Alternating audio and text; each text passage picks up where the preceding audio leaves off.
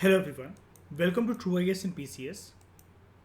तो दोस्तों, previous lecture के अंदर हम लोगों ने ये बुक स्टार्ट करी थी ह्यूमन एंड इकोनॉमिक ज्योग्राफी की, और इसके अंदर चैप्टर नंबर 1 हम लोगों ने जो पढ़ा था that was about major tribes of India. ठीक है, अब इसके अंदर हम लोगों ने अभी तक ये डिस्कस करा था कि भारत में अलग अलग जगह पर अलग अलग ट्राइब्स रहती हैं।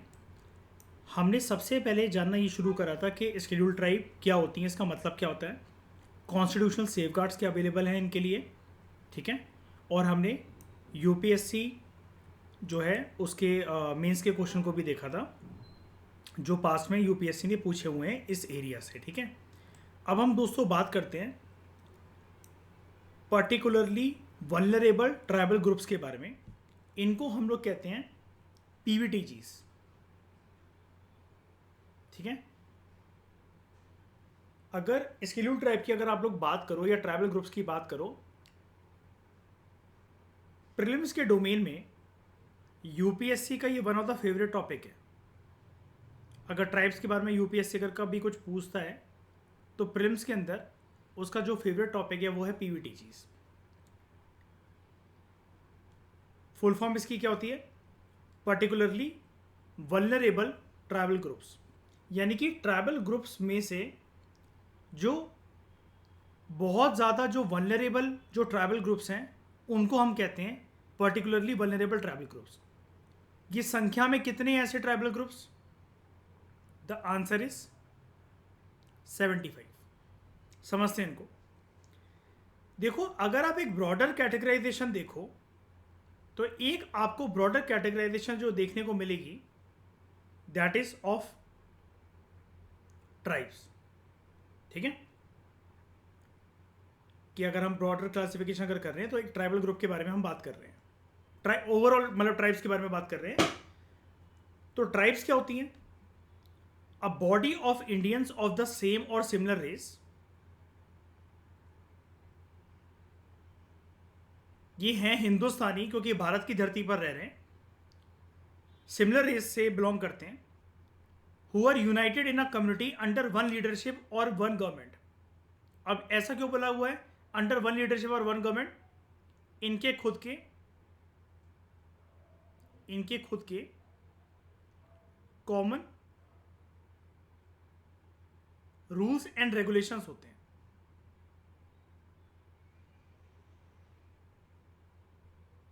ताकि अपने आप को क्या कर सके,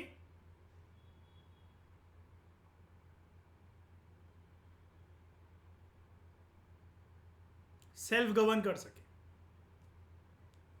और गवर्नमेंट क्या इंटरफेयर करती है इनके in common rules and regulations में, जो कि नॉर्मल रूल्स एंड रेगुलेशन से अलग होते हैं। अपने एरियाज में अपने तरीके से अपने रूल्स एंड रेगुलेशन बना कर रहना चाहते हैं, सरकार हस्तक्षेप करती है क्या, इंटरफेरेंस दिखाती है क्या किसी भी प्रकार से? बिल्कुल भी नहीं। ताकि इनकी आइडेंटिटी, या फिर टू बी प्रिसाइज, एक मिनट में 75 नंबर को मिटा रहा हूं, टू बी प्रिसाइज, ये जो अपनी सेपरेट आइडेंटिटी को मेंटेन करना चाहते हैं तो सरकार इनको इनके इस एफर्ट के लिए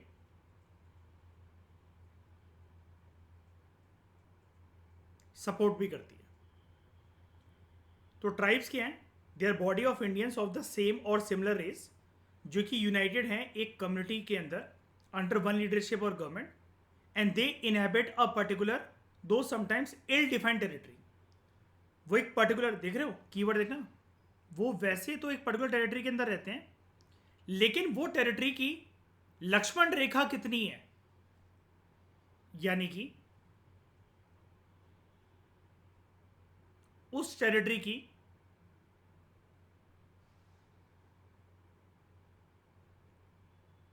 प्रिसाइज बाउंड्री कितनी है, ये बताना थोड़ा सा मुश्किल होता है। यहां पर देखो क्या लिखा हुआ है, इल डिफाइंड टेरिटरी। मैं आपको इसका रीजन देता हूं, जिसको हम हालांकि प्रीवियस लेक्चर में डिस्कस कर चुके हैं। रीजन क्या है? पास्ट में बड़े सारे जो ट्राइब्स हैं वो विक्टिम रह चुके हैं। किस चीज के विक्टिम रह चुके हैं?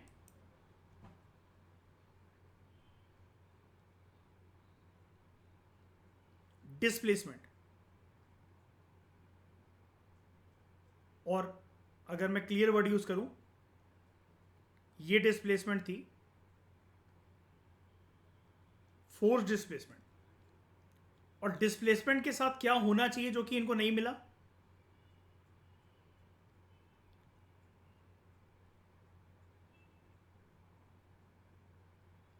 रिहैबिलिटेशन।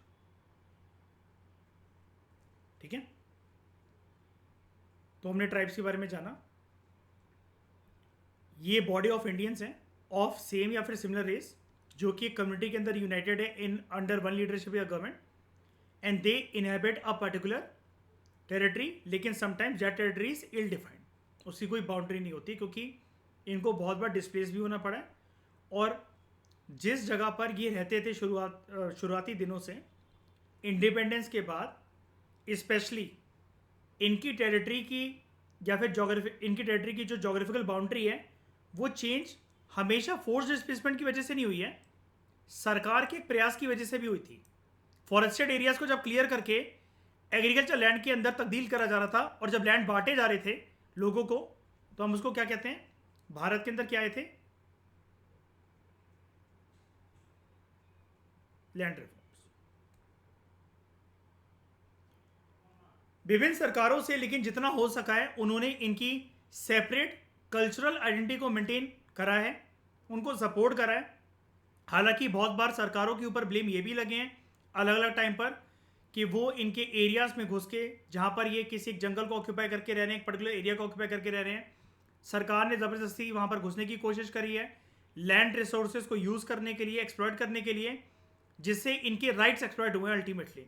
लेकिन बहुत बार जब कोर्ट्स तक ये वाली बात पहुंची है, सुप्रीम कोर्ट और विभिन्न स्टेटों के हाई कोर्ट्स तक, तब उन्होंने राहत भी दी है ऐसे ट्राइबल ग्रुप्स को। अब एक दिक्कत भरी बात पता है क्या आती है? इनको सेपरेट कल्चरल आइडेंटिटी अपनी मेंटेन करनी है और ये एक पर्टिकुलर टेरिटरी में रहते हैं। ठीक है, जैसे आप इनको देख लो,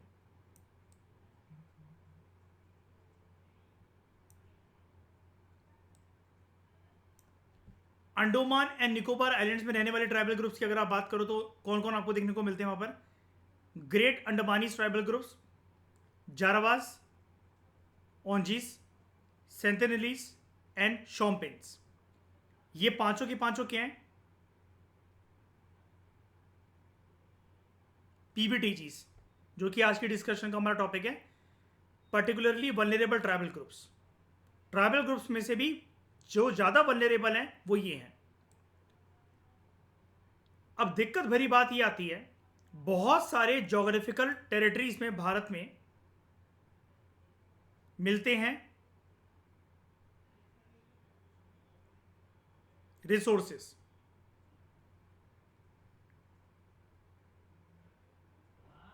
जिनको एक्सप्लॉयट करना काफी ज्यादा आवश्यक है, ताकि क्या इंश्योर हो सके?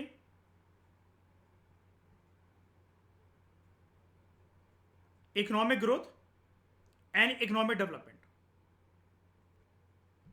ये इंश्योर हो सके। लेकिन क्या होता है, हमें साइमल्टेनियसली एक बैलेंस भी क्रिएट करना पड़ता है। किस चीज के बीच में? ऐसे ट्राइबल ग्रुप्स यहां पर रह रहे हैं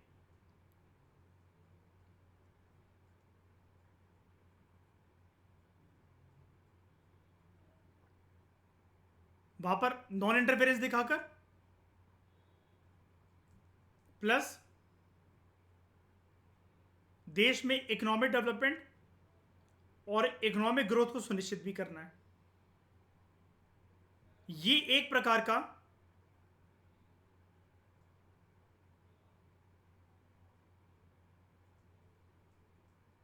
डायलेमा पैदा करता है कि ऐसी सिचुएशन में, ऐसी घड़ी में हम करें तो क्या करें। इनकी राइट्स को भी हमें रिस्पेक्ट करना है, लेकिन फिर जिस जगह पर ये रह रहे हैं वहां पर रिसोर्सेज जो हैं जिनकी वजह से इकोनॉमिक ग्रोथ और डेवलपमेंट जो है वो सुनिश्चित हो सकती है, ये भी हमें चाहिए, इसको भी बढ़ाना है। बहुत बार जब क्वेश्चन इसके फेवर में लिया जाता है, क्वेश्चन जब उठता है और जब डिसीजन इसके फेवर में लिया जाता है इकोनॉमिक ग्रोथ और डेवलपमेंट के फेवर में, तब सरकार को ब्लेम लेना पड़ता है, गालियां खानी पड़ती हैं कि उन्होंने ऐसे पीपीटीजीएस या फिर जनरली ट्राइबल ग्रुप्स के राइट्स को एक्सप्लॉइट करा है। ये एक्सप्लॉइट होता है, ये रिसोर्सेज को एक्सप्लॉइट करने का मतलब होता है रिसोर्सेज को यूज करना। और यहां पर जो मैं एक्सप्लॉइटेशन की बात कर रहा हूं वो मैं इनके राइट्स के एक्सप्लॉइटेशन की बात कर रहा हूं। ये एक क्वेश्चन हमेशा रहता है स्पेशली इंडिया के अंदर कि ऐसी डाइवर्सिटी को रिस्पेक्ट करते हुए, ऐसे ट्राइबल ग्रुप्स की डाइवर्सिटी को रिस्पेक्ट करते हुए हम ये बैलेंस कैसे इंश्योर करें कि हम नॉन इंटरफेरेंस की पॉलिसी भी अपनाएंगे, इनको पर्टिकुलर एरिया जो मिला हुआ है, जो टेरिटरी मिली हुई है वहां पर नॉन इंटरफेरेंस की पॉलिसी अपनाएंगे सरकार के, मतलब मैं ये वाली बात सरकार के परस्पेक्टिव से कह रहा हूं, प्लस इकोनॉमिक ग्रोथ और डेवलपमेंट को भी इंश्योर करेंगे। अब बहुत बार ऐसे एरियाज में जहां पर ट्राइबल ग्रुप्स रहते हैं, जो वो पर्टिकुलर टेरिटरी ऑक्यूपाई करते हैं, वहां पर ट्राइबल ग्रुप से अगर पूछा जाए या उनकी राय ली जाए तो they do not want any kind of economic development and growth there. हम ये चाहते हैं कि हम उनको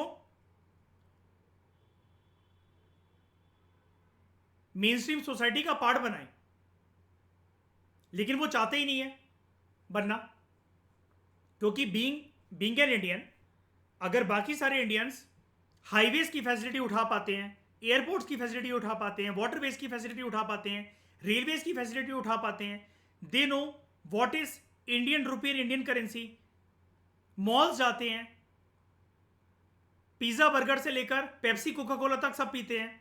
लेकिन ट्राइबल ग्रुप्स तो आज भी इन सब चीजों से वंचित है ना।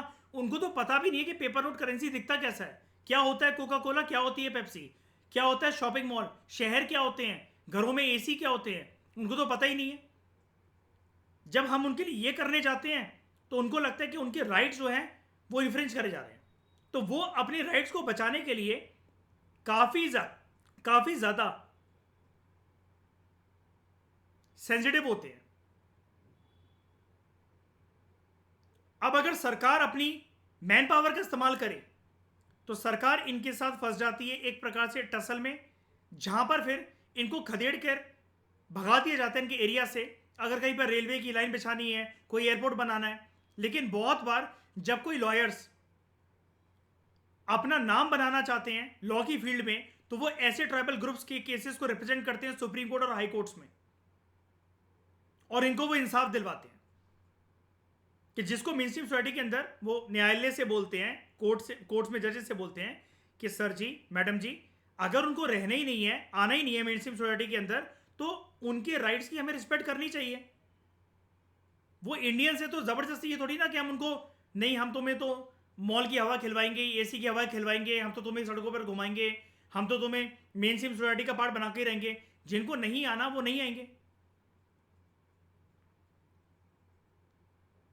लेकिन सरकार फिर भी मेन स्ट्रीम सोसाइटी के अंदर इनको मर्ज करने पर क्यों तुली रहती है? क्योंकि ये भी तो एक प्रकार से ह्यूमन एसेट है। इकोनॉमी के पहियों को चलाने में इनका भी तो योगदान हो सकता है। और अगर सरकार ये सोचती, अगर ये हर सरकार मतलब ये सोचती हुई आई आजादी की बात से कि अगर इस जमाने में ये डिसीजन नहीं लिया गया कि इनको मेन स्ट्रीम सोसाइटी का पार्ट बनाया जाए, तो कल को टेक्नोलॉजिकल पेनिट्रेशन जब बहुत अति की होगी और आने वाली जनरेशंस जब सत्ता पर बैठेंगी तो वो पता नहीं इनके साथ क्या करेंगी। बेटर यही है कि आज ही के समय में इनको मेन स्ट्रीम सोसाइटी का पार्ट बना दिया जाए।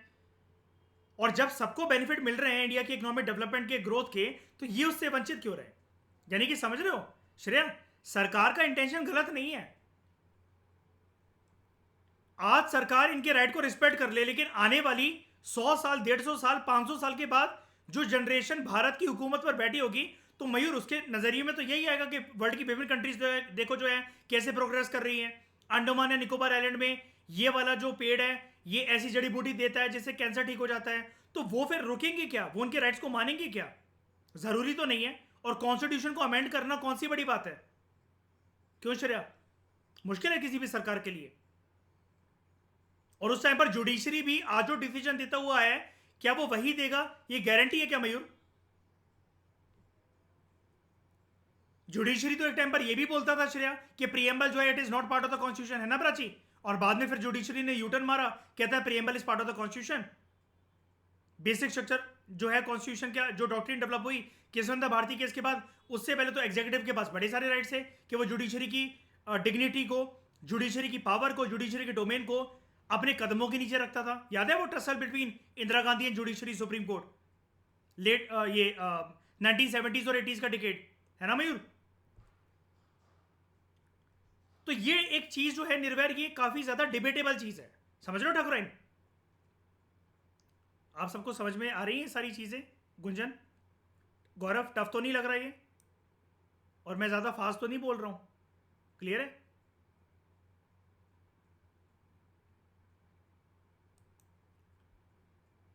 ठीक है, तो ये सारी चीजें आप लोगों को समझ में आ गई होंगी। मयूर क्लियर है? कोई दिक्कत मयूर यहां तक? प्राची, श्रेया, ठीक है, आगे बढ़े।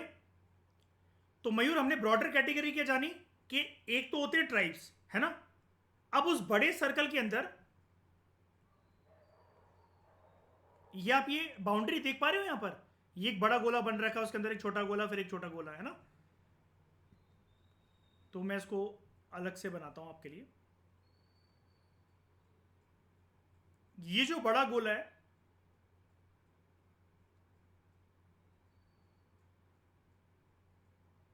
ये है जनरल ट्राइब्स का गोला। मतलब ट्राइब्स को हम एक यूनिवर्सल टर्म के साथ डिनोट कर रहे हैं भाई, ठीक है? जनरल टर्म यूज कर रहे हैं, यूनिवर्सल टर्म यूज कर रहे हैं, ट्राइब। और भारत के अंदर ट्राइब क्या है? Body of Indians. ये देखो, एक बात ध्यान से समझना, यहां पर क्योंकि इंडिया के परस्पेक्टिव से आपको ट्राइब बताया जा रहा है, इसलिए यहां पर ये जो है लाइन यहां से स्टार्ट हुई है, बॉडी ऑफ इंडियंस। आप अगर वर्ल्ड के लेवल पर अगर आप बात करो तो आप बॉडी ऑफ इंडियंस की जगह बॉडी ऑफ पीपल बोल सकते हो। लेकिन क्योंकि कोई ना कोई ट्राइब जो है, ऐसे थोड़ी ना होता कि वर्ल्ड के किसी भी कोने के अंदर वो घूम लेंगे, कहीं पर भी समुद्र पार कर कर किसी भी देश, किसी भी कॉन्टिनेंट जाकर रहने लगे। क्योंकि हम ये इंडिया के परस्पेक्टिव से ये वाली बुक को पढ़ रहे हैं, human and economic geography of India, इसलिए यहां पर body of Indians word attach करा गया है। ओके, अब इस बड़े गोले के अंदर एक छोटा गोला बनाते हैं,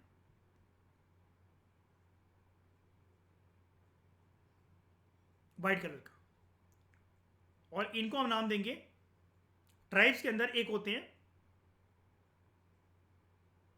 स्केड्यूल ट्राइब। और ये बहुत अच्छी बात है इस बुक के बारे में, कितने प्यारे तरीके से इसने डायग्रामेटिक रिप्रेजेंटेशन से आपको ये बताया है। आज तक देखो बहुत सारे लोगों को ये कंफ्यूजन रहती है, पूरी लक्ष्मीकांत पढ़ने के बावजूद भी। ऑब्वियस ही बात है, जिस चीज की नॉलेज आपको किताब नहीं देगी तो आप अपने मन से थोड़ी ना आपका दिमाग इंटरप्रेट कर लेगा उस चीज को। बहुत सारे यूपीएससी के बच्चों को यही लगता है कि जब वो ट्राइबल वर्ड के बारे में सुनते हैं, ट्राइब्स के बारे में सुनते हैं, जब वो, उनको लगता है सारी ट्राइब्स में एसटी ही होती है, स्केड्यूल ट्राइब ही होती है, सारी ट्राइब्स एसटी होती है, उनको ये लगता है। ऐसा नहीं है, ट्राइब एक यूनिवर्सल टर्म है। उस यूनिवर्सल टर्म के अंदर, उस ब्रॉडर कैटेगराइजेशन के अंदर एक ग्रुप आता है जिसको हम लोग कहते हैं एसटी, स्केड्यूल ट्राइब्स।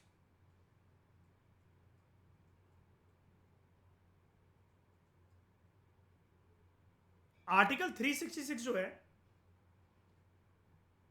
अब मैंने आपको एक चीज बताई थी, जब वो ब्रैकेट आता है तो क्लोज और सब क्लोज के बारे में बात बताई थी, तो आपको ये लग रहा होगा कि सर ये हमने ना इस बुक के अंदर पहली बार ऐसा देखा। मैं क्लियर कर देता हूँ चीज को। हाँ, नहीं, मैं एक बार बता देता हूँ, मैं इसको क्रॉस चेक करा था कि सर ये पहली बार हम ऐसा देख रहे हैं कि आर्टिकल 366 के अंदर ब्रैकेट के अंदर ABCD ना लिखकर 25 नंबर लिखा हुआ है। एक्चुअली क्या है, आर्टिकल 366 के ना बड़े सारे प्रोविजंस हैं, प्रोविजन 1, प्रोविजन 2, प्रोविजन 3, प्रोविजन 4। तो ये 25th प्रोविजन है, जो कि आपके लिए कोई नई चीज़ नहीं है। ये हमने जब लेक्चर स्टार्ट करा था, ये हम यहाँ पर भी पढ़ चुके हैं।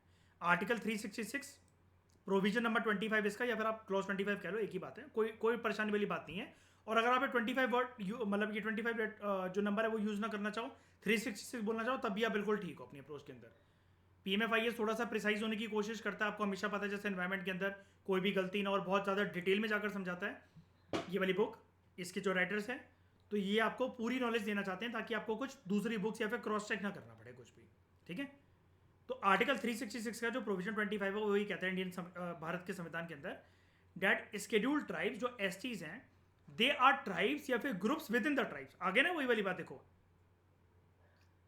Groups within the tribes जिनको आइडेंटिफाई करा गया है under article 342 as scheduled tribe. यानी कि आर्टिकल 366 हमें बताता है बड़े वाले गोले के अंदर जो हमने बड़ा वाला सर्कल बनाया ट्राइब का, उसके अंदर है एक प्रॉपर तरीके से कैटेगराइजेशन स्केड्यूल्ड ट्राइब्स की, और स्केड्यूल्ड ट्राइब को आइडेंटिफाई करा जाता है अंडर आर्टिकल 342। और एक कौन करता है? राष्ट्रपति। किसके साथ सलाह मशवरा करते हुए? राज्यों के राज्यपाल के साथ, गवर्नर्स के साथ। ठीक है,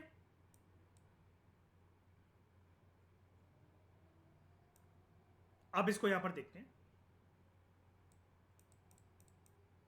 आर्टिकल 366 का प्रोविजन नंबर 25 भारत के संविधान के अंदर जो लिखा हुआ है वो डिफाइन करता है शेड्यूल ट्राइब को। सेम चीज वही जो मैंने आपको पढ़वाई ना, जो हम प्रीवियस लेक्चर के अंदर भी पढ़ चुके हैं, जो अभी मैंने आपको टेक्स्ट दिखाया प्रीवियस पेज पर, वही कहता है शेड्यूल ट्राइब्स जो है ये स्पेसिफिक ट्राइब्स या ट्राइबल कम्युनिटीज हैं जिसको आर्टिकल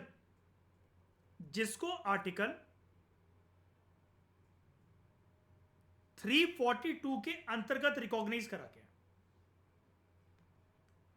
आर्टिकल 366 ये बोल रहा है कि पूरे ट्राइबल ग्रुप के अंदर एक ट्राइबल ग्रुप है एसटी के नाम से, एसटी की कैटेगराइजेशन है, और वो एसटीज की लिस्ट जो है शेड्यूल्ड ट्राइब्स की जो लिस्ट है वो 342 के अंदर है, जिसमें पूरा इस आर्टिकल के अंदर मतलब 342 के अंदर जिसमें पूरा डिटेल में प्रोसेस गिवन है कि इनको एसटी को एसटी कहने के लिए जो डेजिग्नेशन जो दिया गया है वो किसी नॉर्मल पर्सन के द्वारा नहीं दिया गया है, वो इस देश के फर्स्ट सिटीजन ऑफ इंडिया के द्वारा दिया गया है, राष्ट्रपति के द्वारा।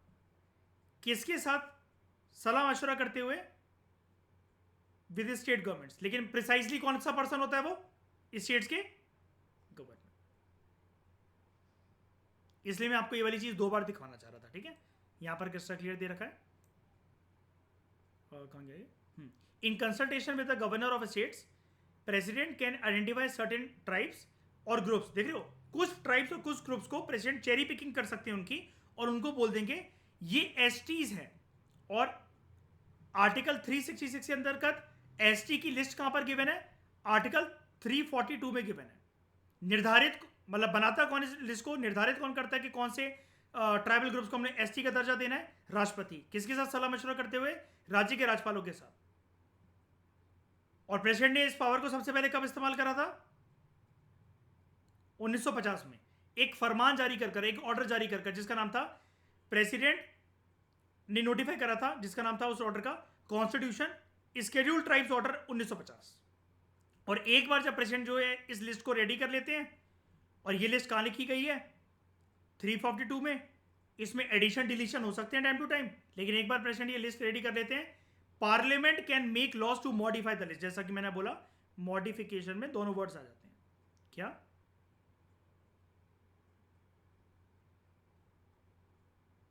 एडिशन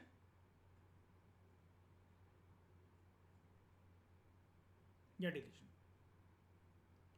अच्छा, मुझे एक बात बताओ जरा प्राची, अगर अपन ये कह रहे हैं कि इस बड़े सर्कल के अंदर ये छोटा सर्कल आता है, ट्राइबल के सर्कल के अंदर ये जो है एसटी का सर्कल आता है, तो एसटी को ज्यादा आवश्यकता होगी ना कि उनके राइट्स को रिकॉग्नाइज करा जाए, है ना, उनको मान्यता मिले, उनको कुछ दर्जे मिले, इनकी हालत ज्यादा खराब होगी ना अमंग्स ऑल द ट्राइब्स। हाँ है ना? कि प्रेसिडेंट जो है ऐसे किसी को अक्कड़ पक्कड़ बम्बे वो करके डाल देंगे कि एसटी की लिस्ट बनानी थी, चलो मैंने बनाई दी कैसे भी करके। पूरी उनकी कंडीशन को स्टडी करा जाता है ना। और प्रेसिडेंट ये वाला काम ऐसा मत सोचना, देखो आपको भी पता है सांस और सूसू करने के अलावा प्रेसिडेंट कुछ भी डिसीजन जो है अपना खुद से तो ले नहीं पाते हैं, वो इस चीज के लिए निर्धारित ही नहीं है। पहली बात तो वो तो लिख दिया जाता है थ्योरेटिकली। ये चीज आप लक्ष्मीकांत के लेक्चर से बहुत अच्छे से जानते हो कि इससे 2 ही चीजों में डिस्क्रिप्शनरी पावर है उनकी, वैसे तो सांस लेना और सूसू करना, बस। इसके अलावा हर काम उनको प्रधानमंत्री उनके मंत्रिमंडल से पूछते हुए करना पड़ता है। तो डेफिनेटली ट्राइबल ग्रुप्स की कंडीशन के ऊपर जब भी कोई कमेटी या कोई कमीशन बनी होगी, उसने जब भी किसी ट्राइबल ग्रुप्स की हालातों के बारे में बताया होगा, और जब वो लगा होगा राष्ट्रपति को कि सारे ट्राइबल ग्रुप्स में से इन ट्राइबल ग्रुप्स के हालात जो है वो बद से बदतर होते जा रहे हैं, उनको दर्जा वो मिलता है एसटीज का। ठीक है, और ये वाली बात मैंने आपको बताई थी। अगर आप और डिटेल में जानना चाहते हो तो आप मेरे सोशियोलॉजी के लेक्चर्स को जरूर देखना, वहां पर आपको और वैल्यू एडिशन की नॉलेज मिलेगी। लेकिन जितना मैंने आपको बताया ऐसा कुछ नहीं है कि आपको वहां पर इसके बियॉन्ड बहुत ज़्यादा कुछ मिल जाएगा। घुमा फिरा के ये 19-20 का थोड़ा सा और फर्क है, क्योंकि वो स्पेसिफिक डेजिग्नेटेड मतलब प्रॉपर डिजाइन एनसीईआरटी सोशियोलॉजी के परस्पेक्टिव से है, और सोशियोलॉजी में जनरली ट्राइबल ग्रुप्स की बात होती ही होती है। तो वहाँ पर आपको एक डेडिकेटेड चैप्टर और डेडिकेटेड एक डिस्कशन मेरा मिल जाएगा एसटीज के ऊपर, एज वेल एज एससीज के ऊपर भी, कि ये स्केड्यूल्ड वर्ड क्यों ऐड करा गया है। ये मैंने आपको प्रीवियस लेक्चर के अंदर भी बताया था। अब ट्राइबल ग्रुप्स में से खराब हालत थी कुछ ट्राइबल ग्रुप्स की जिनको दर्जा दिया गया एसटी का, राइट। अब इनमें भी इन ग्रुप्स में से भी कुछ की हालत और बदतर हो सकती है।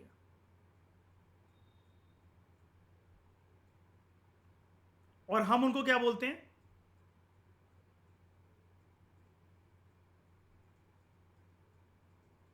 पीवीटीजीज। क्या बोलते हैं? PVTGs, particularly vulnerable tribal groups. मैं फिर से बोल रहा हूं, इस टॉपिक को आपको बहुत अच्छे से समझना है।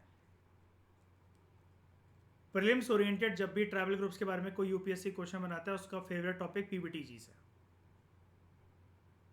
क्या होते हैं पीवीटीजीज हम जानते हैं, यानी कि इनकी हालत तो और खराब होगी फिर तो एसटीज के कंपैरिजन में, हाँ या ना? सिचुएशन और गंभीर होगी इन ट्राइबल ग्रुप्स की, क्योंकि इनको ये बोला गया पर्टिकुलरली वल्नरेबल है। ये कीवर्ड पे ध्यान देना, कैजुअल कीवर्ड नहीं है ये, काफी वल्नरेबल है। यानी कि इनके राइट्स को प्रोटेक्ट नहीं करा गया, इनको मान्यता अगर नहीं दी गई, इनके राइट्स को अगर रिकॉग्नाइज नहीं करा गया, इनके लिए कोई प्रोविजंस नहीं बनाए गए, चाहे वो संवैधानिक प्रोविजन हो या किसी लेजिस्लेशन या किसी एक्ट से आए गए हो, तो फिर ये अपने आप को नहीं संभाल पाएंगे और इनका अस्तित्व वक्त और जमाने के साथ, हालातों के साथ मिट जाएगा। और आप भी जानते हो कि भारत का संविधान या डेमोक्रेटिक स्ट्रक्चर या सोसाइटल स्ट्रक्चर ऐसा है, एक एक हिंदुस्तानी की कदर करी जाती है हमारे संविधान में, संविधान के आर्टिकल्स में। संविधान निर्माताओं का विजन भी यही था। और मैंने आपको प्रीवियस लेक्चर के अंदर एक और चीज बताई थी ना, कि 15 से 20, 8-10 लोग भी अगर एक पर्टिकुलर लैंग्वेज को बोलने वाले लोग रह गए और उनको लगता है कि उनकी लैंग्वेज हद से ज़्यादा वल्नरेबल स्थिति में है, कि वो कभी भी एक्सटेंड हो सकती है, कि उनके बाद कोई उसको बोलने के लिए नहीं रहेगा, तो लैंग्वेज के कल्चरल प्रिजर्वेशन को देखते हुए सरकार कुछ स्टेप ले सकती है ना। तो पीवीटीजीज होते कौन है? पीवीटीजी जो है, they are more vulnerable among the tribal groups. ST से भी हालत इनकी मतलब और ज्यादा बद से बदतर है। तो भारत की सरकार जो है, it follows the following criteria for identification of PVTGs, and this is very brilliant topic. इतना बढ़िया टॉपिक इन्होंने बुक के अंदर दे रखा है, दिल खुश हो गया था मेरा इसको पढ़ते हुए। आपको कोई करंट अफेयर नहीं देखनी है, कहीं से कंपाइलेशन नहीं करनी है। इन्होंने जो क्राइटेरिया दे रखे हैं ना, यूपीएससी के लिए बहुत आसान है कल को मेंस में क्वेश्चन पूछना कि पीवीटीजीज को आइडेंटिफाई करने की क्या क्राइटेरिया होते हैं।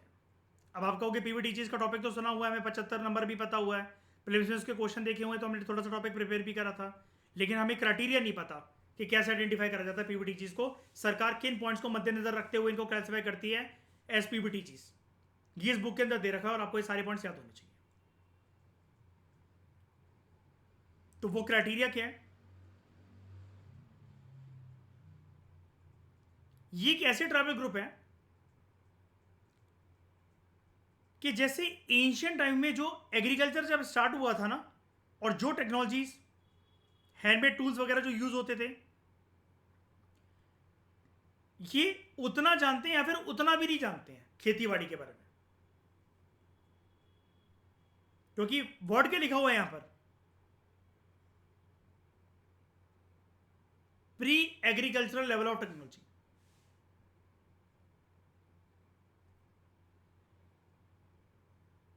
उसके बाद ऑब्वियस सी बात है, they have low level of literacy, number criteria number 2। Criteria number 3, in groups के अंदर इकोनॉमिक बैकवर्डनेस बहुत ज्यादा है। मतलब अगर आप भारत के लोगों को देखोगे ना, गाड़ियों में घूम रहे हैं, प्लेन में घूम रहे हैं, मॉल्स में कॉफी पी रहे हैं, स्टारबक्स जा रहे हैं, उनके कंपैरिजन में अगर आप इनको देखो तो आपको लगेगा ये सच में हिंदुस्तानी है। हिंदुस्तान की डेवलपमेंट का जरा सा भी फ्लेवर इन्होंने आज तक नहीं चखा है क्या? कोई बेनिफिट इनको नहीं मिले हैं। बहुत ज्यादा बैकवर्डनेस इनके अंदर आपको देखने को मिलती है, इनके स्टैंडर्ड ऑफ लिविंग में, रहन सहन के तरीके में, एज कंपेयर टू। अच्छा, ऑब्वियसली बात है, बैकवर्डनेस को हमेशा कंपैरेटिव एनालिसिस से देखा जाता है एज कंपेयर टू जितने बाकी हिंदुस्तानी जो एंजॉय कर रहे हैं अपनी life style. And they have declining या फिर स्टैग्नेंट पॉपुलेशन। जैसे जो दिक्कत हमारे देश में पारसीज कम्युनिटी फेस कर रहे हैं, पारसी कम्युनिटी को मैं पीवीटीजी नहीं कह रहा हूं, ना ही मैं ट्राइबल ग्रुप कह रहा हूं, मैं आपको सिर्फ एक एग्जांपल के लिए बता रहा हूं। जियो पारसी स्कीम पढ़ाई है ना मैंने आपको कई बार, और जियो पारसी स्कीम 2.0 चल रही है अभी। पॉपुलेशन की डिक्लाइनिंग ट्रेंड पर है कि नहीं है भारत के अंदर? तो बस एक कंपैरेटिव एनालिसिस बता रहा हूं मैं आपको कि इनकी भी पॉपुलेशन पीवीटीजीज की डिक्लाइनिंग या फिर स्टैग्नेंट ट्रेंड पर होती है, थम गई है एक जगह पर या फिर डिक्लाइन हो रही है। तो 4 क्राइटेरियाज क्या है पीवीटीजीज को आइडेंटिफाई करने के लिए? ये क्वेश्चन प्रीलिम्स में आ सकता है, मींस में भी आ सकता है। क्या है? Pre agriculture level of technology, low level of literacy, economic backwardness, या डिक्लाइनिंग या स्टैग्नेंट पॉपुलेशन होना। अब इनमें से कोई एक ऐसी लाइन भी नहीं होगी जिसका मतलब आप नहीं समझ सकते या फिर जो आप जानते नहीं होगे। पॉइंट ये है ना लेकिन कि पीवीटीजीज को आइडेंटिफाई करने के लिए क्राइटेरिया कौन से इंपॉर्टेंट है वो आपको पता होना चाहिए।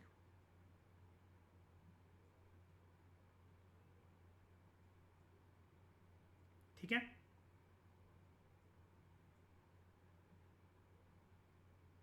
उसके बाद यहां तक बात समझ में आई? आगे बढ़ूं? किसी का कोई डाउट?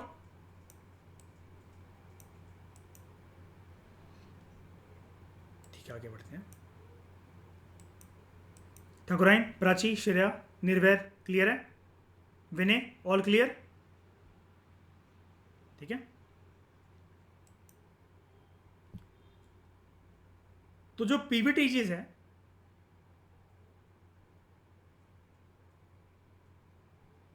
ये सब क्लासिफिकेशन है ऑफ स्केड्यूल्ड ट्राइब की।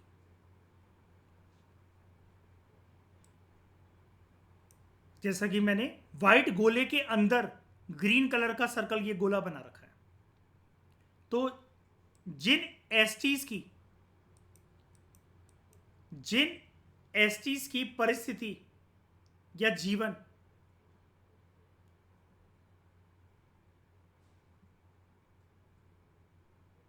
किसी ना किसी प्रकार के वल्नरेबिलिटी से होकर गुजर रहा होता है,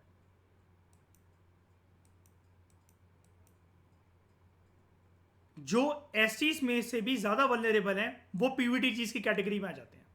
यही राइटर आपको बोल रहा है। पीवीटीजीज आर सब classification of scheduled tribes which who are considered more vulnerable among the tribal groups. Most of these groups have not attained significant educational या फिर economic progress and they have low health indices. देश में जब पढ़ाई लिखाई का माहौल जो डेवलप हुआ, जितने लोग पढ़े लिखे हैं, जितने लोग स्कूल जा रहे हैं, एनरोल करवा रहे हैं अपने आप को, 6 से 14 साल तक right to education, compulsory education का बेनिफिट सब लोगों को मिल रहा है, ये उस चीज से वंचित रह गए हैं, इकोनॉमिक प्रोग्रेस से भी वंचित रह गए हैं, और हेल्थ इंडेक्स के मामले में भी इनकी जो स्थिति है वो काफी वल्नरेबल है। गवर्नमेंट ऑफ इंडिया जो है it follows the following criteria for the identification of PVTGs, जिसको हम ऊपर अभी पढ़कर आए हैं। Pre agriculture level of technology, low level of literacy, economic backwardness, और देख रहे हो इसको राइटर ने देख रहे हो हाईलाइट कर रखा है अलग से, पर्पल कलर से, दे हैव डिक्लाइनिंग या फिर स्टैग्नेंट पॉपुलेशन।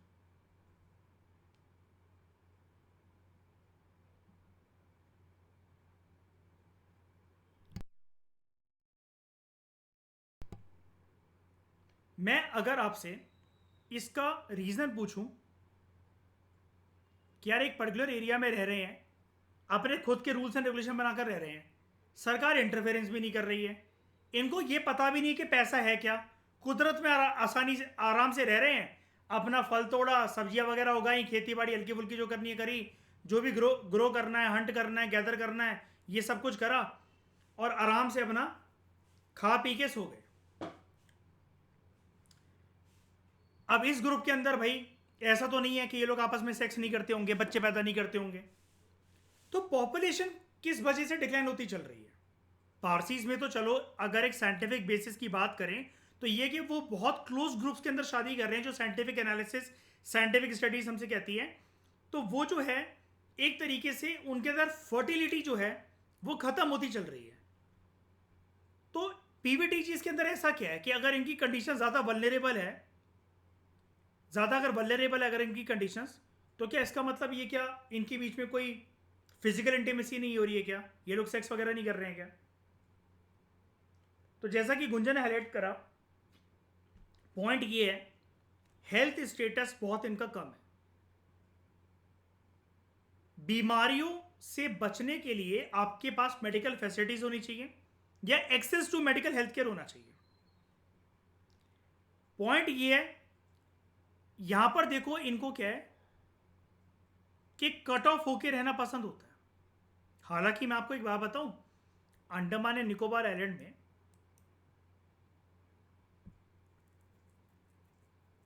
जब भी गवर्नर्स वहां पर जो हैं वो निर्धारित करे जाते हैं, राज्यपाल जो निर्धारित करे जाते हैं, अंडमान निकोबार आइलैंड से तो यूनियन टेरिटरी है, तो वहां पर राज्यपाल का स्टेटस चेंज हो जाता है, एलजी का चेंज हो जाता है, ठीक है। अंडमान निकोबार आइलैंड में सरकार ने, गवर्नर्स, एलजीज ने, प्रशासन ने मिलकर काफ़ी प्रयास करें कि उन्होंने अस्पताल बनाए ट्राइबल ग्रुप्स के अंदर, ताकि उनकी महिलाओं की, बेबीज़ की प्रेगनेंसी के टाइम पर सेफ डिलीवरी हो सके, उनको वो न्यूट्रिशन स्टेटस मिल सके। अब बहुत सारे ट्राइबल ग्रुप्स प्रशासनिक अधिकारियों को ये कदम लेने के लिए उनके पास आने देते हैं, और बहुत सारे ऐसे भी हैं जो नहीं आने देते हैं। मयूर, वो याद है अमेरिकन, वो गया था अंडमान निकोबार आइलैंड आज से कुछ साल पहले, वो भाला मार दिया था उसकी छाती में, पूरा आर पार कर दिया था। इनको नहीं पसंद, क्योंकि इनको कट ऑफ होकर रहना पसंद है। तो हर बार आप ये सोचो कि पीवीटी चीज तो चलो छोड़ो, अगर आप ये सोचो कि सारे ट्राइबल ग्रुप्स अपने पास सरकार को, प्रशासनिक अधिकारियों को आने देंगे, अगर उनकी इंटेंशन अच्छी भी तो उनके लिए अस्पताल वगैरह, मेडिकल फैसिलिटी वगैरह बनाने देंगे, बना भी दिए गए तो उसको यूज करेंगे, उनके मन के अंदर बहुत सारा डर पैदा जो होता है वो होता है।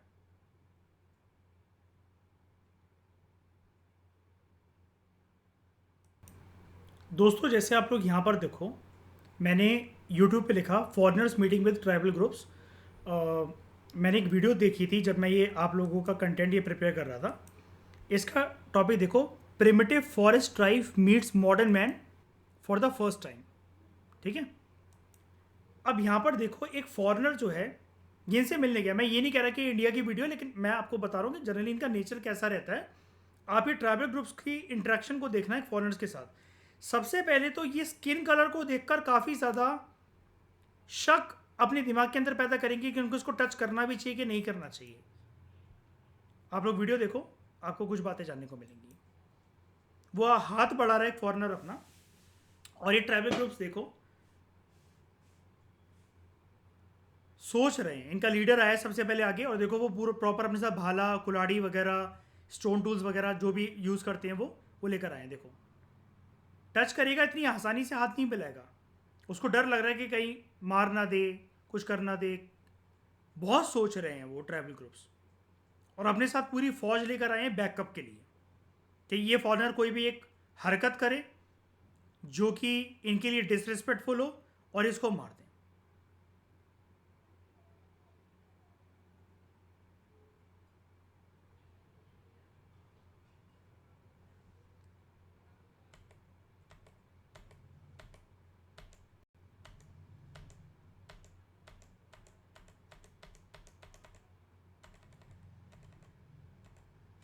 कितने सारे वेपन्स अपने पास ये लेकर आए हुए हैं।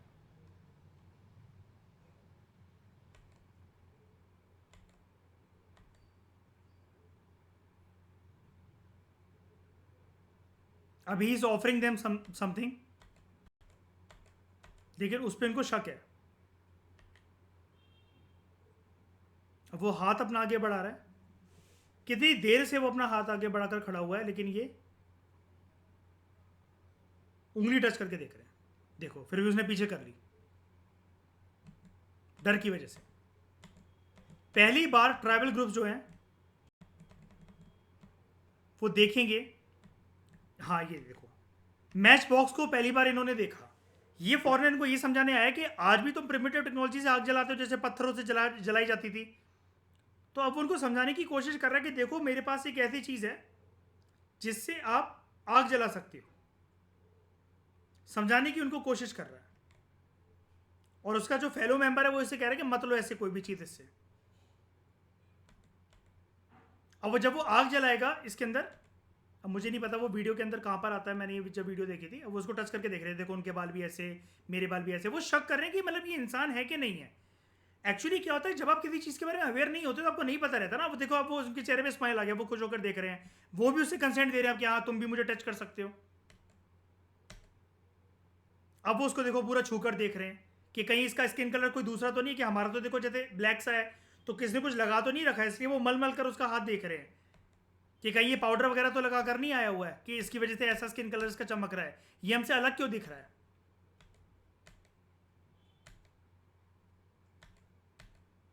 अब इसके अंदर एक सीन आता है कि जब ये इनका, अब उसने अपना कैमरा दिखाया, इंटरेक्शन करा काफ़ी ज़्यादा दिनों तक इनके साथ ये रहा। ये एक सीन आता है इसके अंदर, वो वीडियो का कौन सा पार्ट है, उस पर टाइम वेस्ट नहीं करते हैं। जब ये मैच बॉक्स जलाकर दिखाता है, अब ट्रैवलर को उसको पता नहीं होता है कि मैच बॉक्स कैसे काम करती है, तो वो आग को देखते हैं, पहले पीछे हो जाते हैं, दोबारा गुस्सा हो जाते हैं इससे, फिर वो आग को टच करके देखते हैं, उनका हाथ जल जाता है और क्रोधित हो जाते हैं इससे, तो भाला वाला उठा लेते हैं इसके खिलाफ। फिर ये उनको समझाता है कि नहीं ये एक ईजी तरीका है आग जलाने का। फिर उनको समझ में आता है और मैच बॉक्स वो उनको गिफ्ट देकर जाता है। फिर वो इनको फ्रूट्स वगैरह ऑफर करता है। तब ट्राइबल ग्रुप जो है इसकी रिस्पेक्ट करना शुरू होते हैं। कुछ ऐसा ही बर्ताव, ऐसा ही स्वभाव होता है ट्राइबल ग्रुप्स का, पीवीटीजीज का, ऐसे ट्राइबल ग्रुप्स का, ऐसे एसटीज का जो कि मेन स्ट्रीम सोसाइटी के अंदर आज भी मर्ज नहीं है। अब मुझे क्या बताओ, भारत की ये वास्तविकता है क्या, हम आज गूगल मीट पे बैठकर, लैपटॉप को चलाकर, मोबाइल को चलाकर क्लासेस ले रहे हैं, एक दूसरे से कभी मिले भी नहीं है, लेकिन फिर भी टेक्नोलॉजी के माध्यम से अपना डिस्टेंस दूर करने की क्षमता रखते हैं, फासलों को मिटाने की क्षमता रखते हैं। मॉल जाते हैं, मैकडोनल्ड का पिज़्ज़ा बर्गर खाते हैं, पिज़्ज़ा हट जाते हैं, डोमिनोज जाते हैं, अच्छी आलीशान गाड़ियों में घूमते हैं, मेट्रोज में ट्रैवल करते हैं, ट्रेन में ट्रैवल करते हैं, फ्लाइट में बैठते हैं, दूसरे देश घूमते हैं। इनको तो ये भी नहीं पता कि माचिस की डब्बी क्या होती है।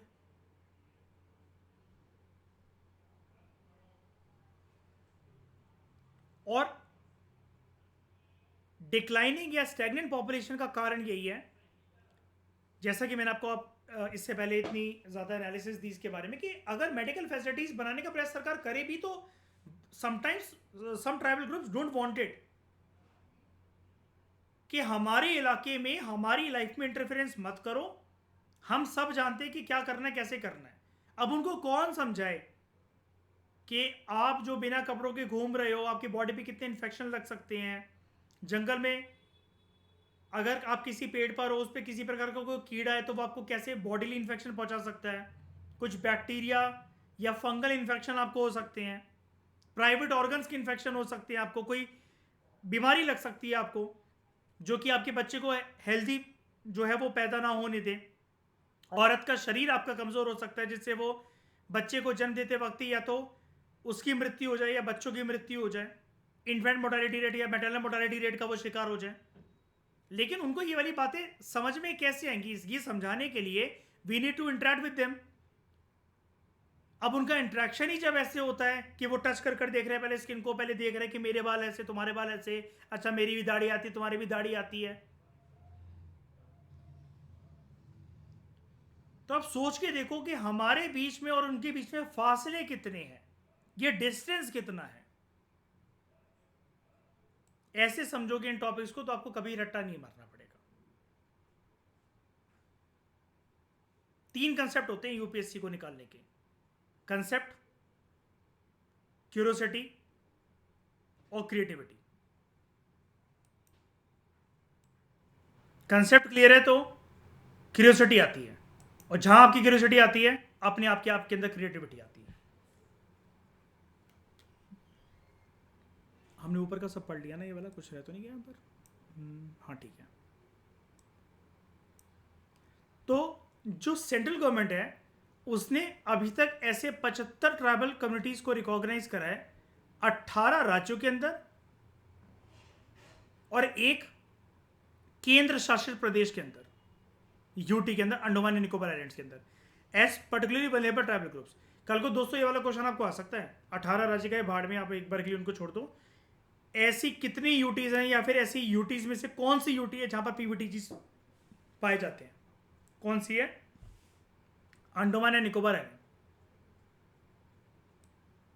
कितनी यहां पर? 5 है। Great Andamanese, Jarawas, Onges, Sentinelese and शॉम्पेन्स।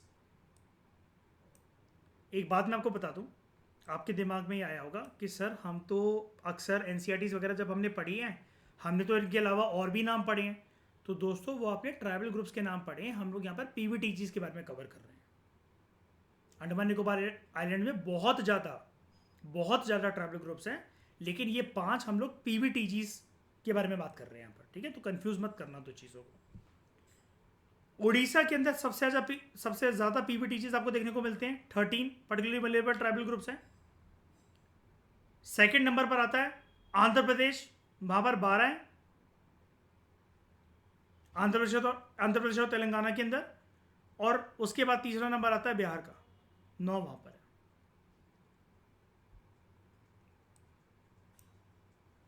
तो अगर हम लोग आंध्र प्रदेश और तेलंगाना की कहानी को कंबाइन करके देखें कि यहाँ पर कितने पीवीटीजीज हैं, तो हमें क्या नंबर मिलेगा? यहाँ पर हमें 12 देखने को मिलते हैं। कौन कौन से? बोडो गदाबा, बोंडो परोजा, चेंचू, डोंगरिया खोंड, गुटोब गडाबा, खोंड, पुरोजा, कोलम, कोंडा रेडीज, कोंडा सवारास, कुटिया खोंड, परेंजी पोरोजा एंड ठोटी।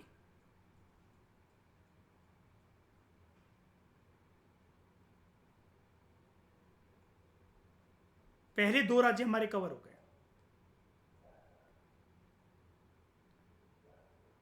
दो स्टेट्स यहां पर कवर हो गए। तीसरे और चौथे स्टेट्स की बात करते हैं, बिहार या झारखंड कंबाइंड। असुर्स, बिहोर, बिरजिया, हिलखरिया, कौनवास, मल पहाड़िया, परैयास, सौदा पहाड़िया और सवार। गुजरात, कथोड़ी, कोलवालिया, पधर, सिद्धि, कोलघा। कर्नाटका, जेनुकुरुबा, कोरागा। केरला के अंदर चोला नाइकन, कदर, कट्टू नाइकन, कुरुम्बास एंड कोरागा। मध्य प्रदेश और Chhattisgarh combined, Abujh Maria, Baigas, Bharias, hill Korbas, Kamars, Saharias and Birhor. ये मैं मिटा देता हूं उसको एक मिनट। बिहोर।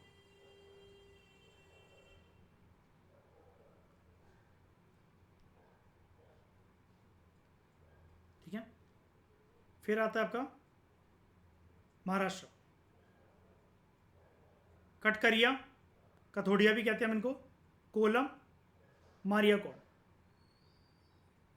मणिपुर में मर्रम नागास, उड़ीसा में सबसे ज़्यादा बिहोर, बोंडो, दिदाई, डोंगरिया खोंड, जुआंग्स, खरियास, कुटिया खोंड, लंजिया सौरास, लोधास, मनकिदियास, पौदी भुवंस, सौरा, चुगटिया, भुंजिया।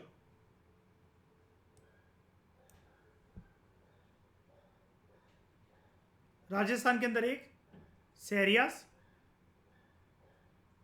तमिलनाडु में कट्टू नायकन्स, कोटास, कुरुम्बास, इरुलास, पनियंस, टोडास। त्रिपुरा में एक रियांग्स, यूपी और उत्तराखंड बक्सास, राजीस। 18 स्टेट थी ना total. West Bengal last in terms of state, Birhor, Lodhas, Totos. और एक है आपकी यूटी, अंडमान निकोबार आइलैंड्स। यहां पर 5 great Andaman, Jarawa, Sunjae, Sentinelese and शॉम्पेन्स। सवाल ये उठता है सर क्या ये सारे हमें याद होने चाहिए? जी हाँ, बिल्कुल होने चाहिए। 75 के 75 नाम आपको याद होने चाहिए।